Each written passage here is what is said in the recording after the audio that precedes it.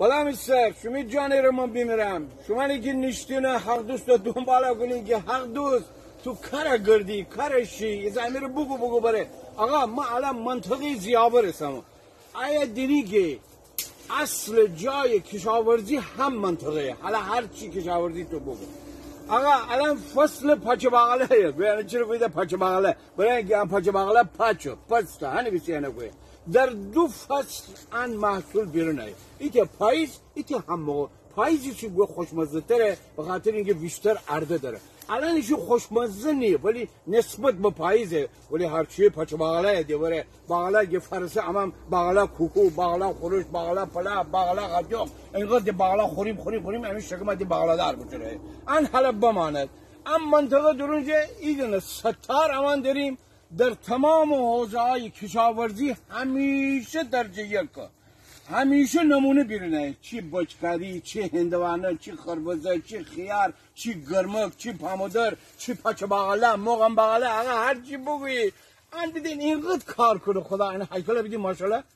خوراک کنه خدا انشالله انا سلامتی بده هنی زنزه کماره ام منطقه جا ستار همه شناسد ستار جان چرا گوین تو کشاورز نمونی تو چی کنی مگه بره کار با سلام و عرض ادب استنواشید امان کار رو اصول کنیم کاشتکاری خوب تمیز کردن باغ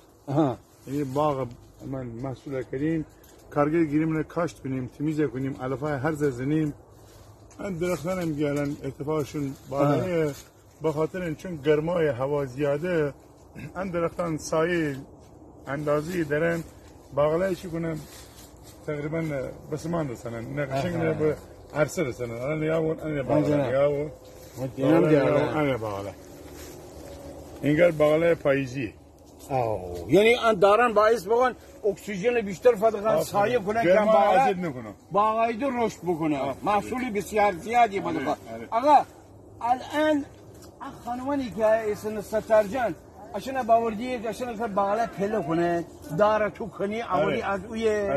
آره من کنم کارگر دارم کنم عشان من تمیز کنم عشان که حتی